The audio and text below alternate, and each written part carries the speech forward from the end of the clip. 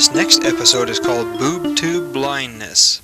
This 2150 episode begins just before the end of class on a Tuesday. Okay, it looks like it's getting to be about time for me to dismiss class. Frib, do you have that writing assignment ready?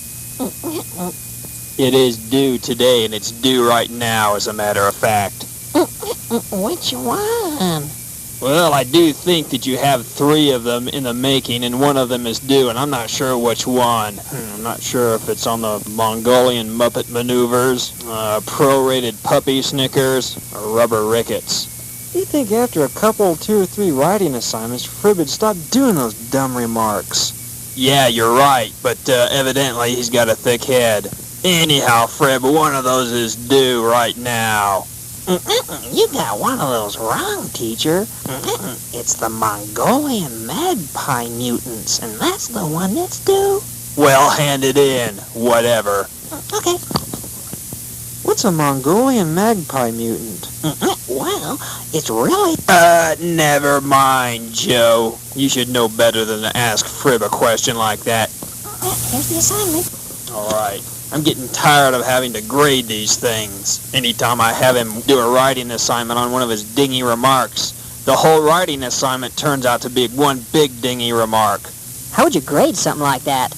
I don't know, but I'll tell you one thing. It taxes my logic circuitry to the max. In fact, last week I had to have an extra circuit card put in my central processing circuits to handle it. If you didn't give me those writing assignments, you wouldn't have that problem. Okay, I'll get in my chair. You better. To be very truthful, the only thing I can really do is just check his sentences and to make sure that they're phonetically correct and structured properly. And that whatever it is he's writing about, that he develops his paper according to established standards. What about content? Don't even ask that. If I attempted to approach the content of his papers with any kind of depth or thoroughness, it would cause me to suffer a systems crash. Mess with your innards that bad, huh? You ain't kidding. How can you use the word ain't? That's not proper English. I am programmed as an instructor to speak the colloquial language where I serve. Okay. Frib, don't forget, those other 2 writing assignments are due this Friday and at the beginning of next week, respectively. Man, with all those writing assignments, you think Frib would stop doing those dingy remarks? One would think so. Okay, well, before you all go, I want to remind you all to bring something to class tomorrow of scientific interest, as we're going to have a scientific exhibition. Also, we're going to have a little surprise I'm sure you'll all enjoy. I don't like the sound of that. Are you sure it's something we'll enjoy? Well, it'll be different, let me put it that way. Whether or not you enjoy it is hard to say right now, but we'll see. At any rate, you're dismissed.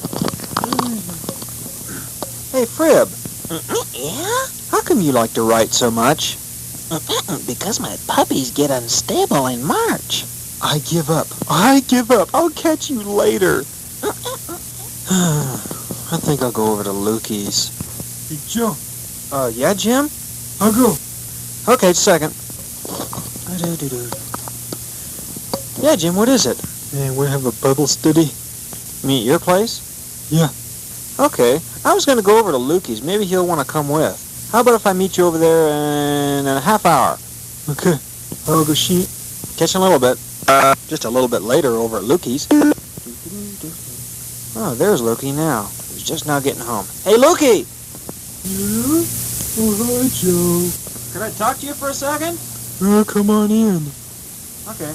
Hey, it looks like you kind of rearranged this place a little. Yeah, he gave me something to do. Oh, Jim and I were wondering if you could come over and have some fellowship with us. Yep, sorry, Joe. I gotta watch Lost in Space in about 10 minutes. Well, what about...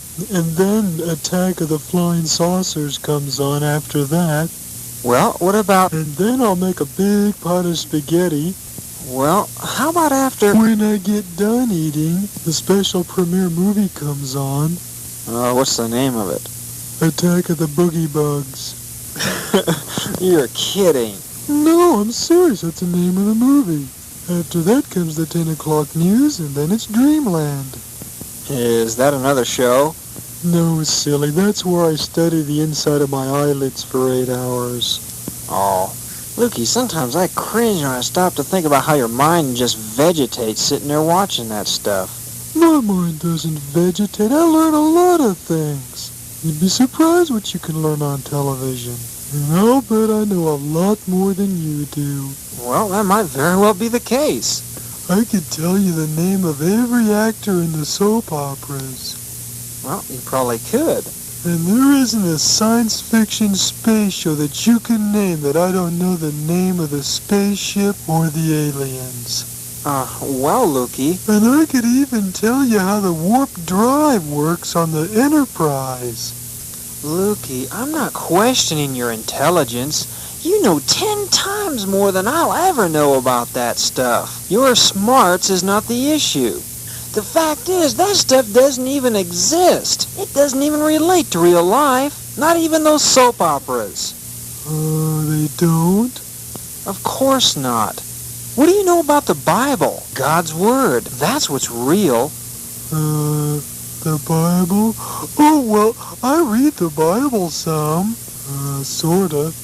Then tell me, what's one of the fruits of the Spirit? Fruits of the Spirit? Just one. Let's see. How about a nectarine?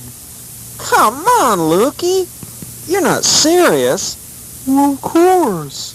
Okay, can you tell me what happened to Jonah when he tried to run from God? I guess he got in trouble. That's obvious, but what happened to him? He got me. Okay, can you tell me something about what the scripture says about the final judgment? Final judgment? Well, the judgment will be final. Let's see, this isn't April 1st. Look, you're not serious. Of course I am. Okay, here's an easy one. Name one of the 4 Gospels. Let me go get my Bible. You're kidding. I can't seem to find it. When was the last time you read it? Hey, maybe it's in my drawer. Just a second. Lukey, I need to get going. Me and Jim are supposed to get together to fellowship, and I'm already overdue. Here it is. It was under the couch. I didn't see it at first because it was behind a whole herd of willy boogers. Are you sure that's a Bible? There's so much dust on it, I can't hardly...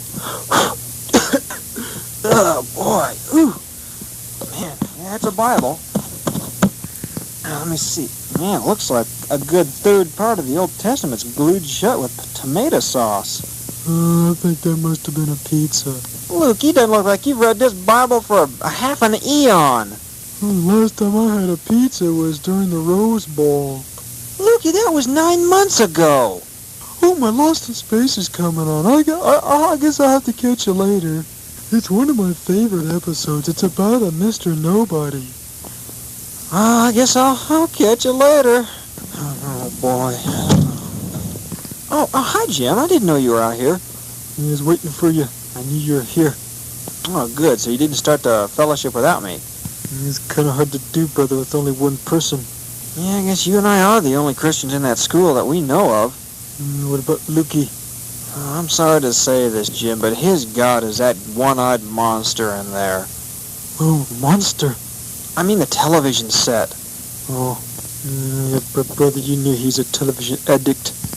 I guess the only thing we can do is just pray for him. I mean, if we try to push him or try to force him to read the Bible or come to fellowship, that wouldn't be right.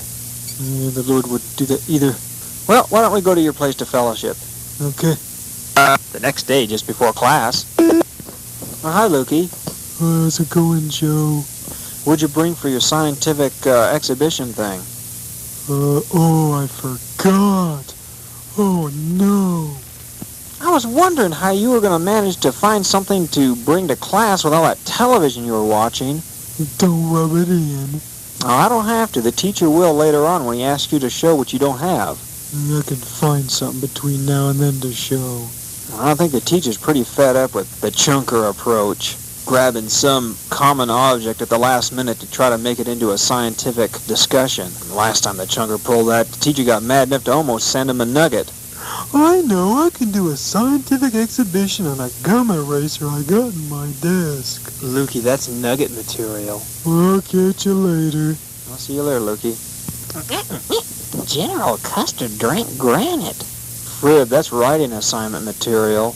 The teacher isn't around. How do you know that? He could be just getting ready to come around the corner of the school. I'll take my chances. Yeah, I guess you will, won't you? Hi, Jim. How's it going? I thought I heard General Custer's name. Frib was just doing a dingy remark. What do you think about General Custer, Joe? He's dead. He's been long dead. Here comes the chunker. Did somebody mention one of my heroes? Heroes? What hero? Custer. Whatever. That man was evil. I think I have to also say that he had it coming. I mean, those Sioux and Cheyenne people were just minding their own business, camped along the river, and old Custer comes over the hill trying to attack them. I mean, he asked for it. I mean, Chunker, if I break into your house and try to take your stuff, you're going to defend yourself. And if I do try to do that and you beat the tar out of me, I'll have it coming. Right? Joe, you should know by now that the chunker believes that the white race is superior. Just because it's white doesn't mean it's right. The Bible still says that all have sinned and fall short of the glory of God. That's every race. Yeah, but the white race is still smarter. Look at Jim Yazzie. I think in the last year he's only been incinerated once. Yeah, and that was by accident. And the chunker? How many times have you been incinerated? Let me go get my calculator. Just a second. That's not funny, Fob. So race means very, very little. It's where your heart is at. I mean, if your heart is right before the Lord and cleansed by the blood of Jesus, the color of your skin or your status means nothing. When you stand before the judgment seat of God, He isn't going to ask you how many brains you got or what your IQ is. Oh, no. Oh, yes, Chunker, because you're going to face that someday. Everybody is. How would you like a knuckle sandwich, preacher? Oh, there isn't time for that now. We got to get to class. Oh. Hey, Joe. Yeah, what is it, Jim? Look what I found. Man, it's a big old firecracker. Wow, I wonder where that came from. I don't know, but it's about half the size of a stick of dynamite. I wonder what I should do with it. Well, we better get to class. That second bell's gonna ring. Yeah, we better. I guess I can put it in my desk until I can tell the teacher about it. My party popper's stuck in neutral. All right, Fred, that's another writing assignment. Oh, no! I didn't think you were going to come in that quick. I want a 10-page essay on neutral party poppers by the end of next week. All right. Yesterday at the end of... What do you want, Beauregard? Joe's got a great big firecracker. He smuggled it into the classroom and put it in his desk. What? Come on, Beauregard. Are you sure about that? Well, of course. How about my Twinkie? Just a second. Hold on. Joe, teacher, I do have a firecracker. Do you know that they're not allowed in this classroom? But teacher, I found it just seconds before that second bell rang. I found it on the way into class, and I didn't have a chance to do anything with it. That doesn't make any difference. You should be punished. Firecrackers are not allowed in this. Can it, Beauregard? Huh. Is anybody else a witness to Joe's little firecracker finding? Yeah, teacher. Joe's telling the truth. He found that thing just as we were heading into class. Oh, all right. Let me see it. Here you go, teacher. Man, the thing's big enough. Well, I'll just put it in my desk until the end of class. Here we go. Okay. You're not going to punish me, are you, teacher?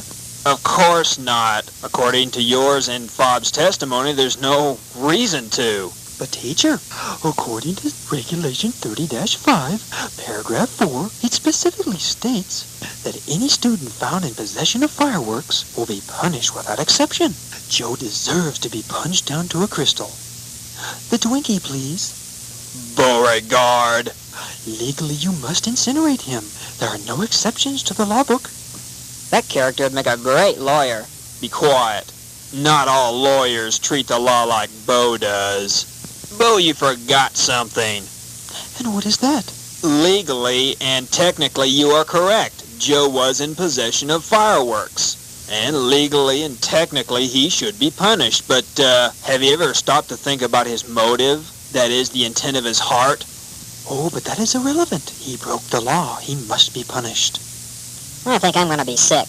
Be quiet, Fob. Bo, you are a perfect example of legal lunacy. But how? There are many who use the law to break the law. Just because something is strictly legal doesn't make it right. Yeah, teacher, remember back in the 1970s, 80s, and 90s, where it was perfectly legal for a woman to have an abortion? I mean, according to the law books, it was legal and allowable.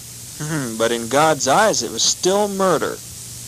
I still insist upon my reward. Okay, Bo, get up here. Very well. Where's my Twinkie?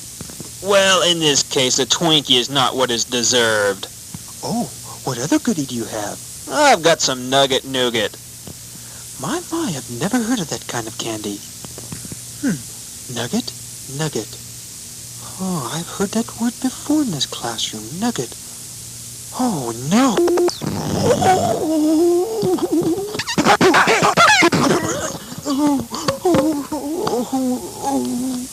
That's what you deserve. Get in your seat. Okay, teacher. I'm considering right now whether or not to send you off to Mexican hat dance punishment. What? Oh, yeah. What? Yeah, all right. Chunker, remember that SWAT next time you try to gloat over somebody's punishment. Oh, my rear end. All right, put this thing back on the wall. Okay, Beauregard, your behavior technically is impeccable in this classroom, but you've got some underhanded ways that are plain, flat-out despicable and are bad enough for you to be sent to the Mexican hat dance punishment. But I won't send you this time. Okay, we got other things to do today. Today we're beginning a new course of study in this classroom curriculum. It's called Delicatology. What? Delicatology. It's a new experimental course that is a creative treatment of the culinary arts. Teacher, you're not speaking English. In other words, it's a new approach to cooking. You mean like home economics? Something like that. That's for sissies. I could expect some stock answer like that from the Chunker. That's only keeping with his macho put-on. Another word, Chunker, and I'll put a cap on your mouth. Okay, you guys don't have to worry about this because you yourselves are going to do very little cooking at first. In fact, delicatology is the study of computer cooking. Silicon chips are not part of my diet, teacher. I'm talking about recipes that computers come up with. This class is more of an experiment than it is a class to really learn and get a grade from. What we're going to do is have the computers come up with various dishes, food creations for you to try. And then each of you will write down what you think of the food item. The computers put together the food by assembling it at the atomic level rather than taking stuff like meat and vegetables and putting it together. Oh boy, that means anything is possible. Okay, well today we're just going to give you a little introduction to it. You may have been wondering what this little control panel is on my desk. It controls the culinary computer. I'll dial in some random figures. The computer will use those figures to create a food item randomly from the atomic level. What's it going to taste like? Nobody knows until it's made. Then the food item is automatically put into little containers for each of you to try. Okay, I'll dial in some of the figures here. Let's see, here we go. All right, activate molecular assembler.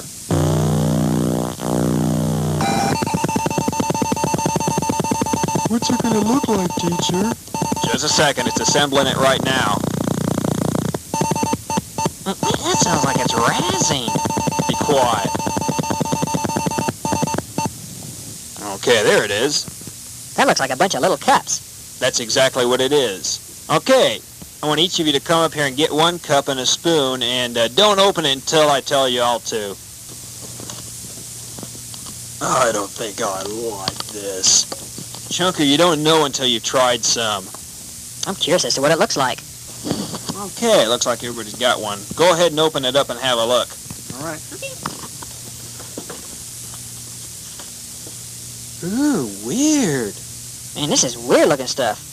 It looks like grass with crayons in it with chocolate syrup on top. Frib ain't just whistling Dixie, that's what it looks like. Are you sure this stuff is edible? I think I'm gonna be sick. Be quiet, Frib. Okay, I want everybody to try a little bit of it. All right. I guess so. Oh, I'm paranoid of this stuff. It looks like it'll crawl out of the container any second. Okay, I'll have some. Ooh, weird. It tastes like lemon sherbet. It does. It kind of tastes good. It doesn't taste anything like what it looks. What is this stuff, teacher? Well, it's called Papa Cod lumps. This stuff looks gross. Yeah, it looks like grass shavings. Teacher, are you sure this stuff's good to eat? Of course, the computer is programmed to make only edible substances, some of which have never existed before. This stuff tastes good, but it sure looks raunchy. I guess you can't always judge something by the way it looks. Yeah, I am judging it by the way it looks. Teacher, I ain't gonna eat another bite of this stuff. All right, Chunker, you don't have to. Okay, I want everybody to pull out a piece of paper and write down what you think of this stuff and all of your observations and go ahead and hand it in. A little bit later. Okay, good. Looks like everybody's in their chair. Are we gonna eat some more of that weird stuff? Don't worry about it. The only time we'll be doing that is on each Wednesday, and each time it'll be something different. All right, I want all of you to now go ahead and get into your geology labs. And that's it for this episode.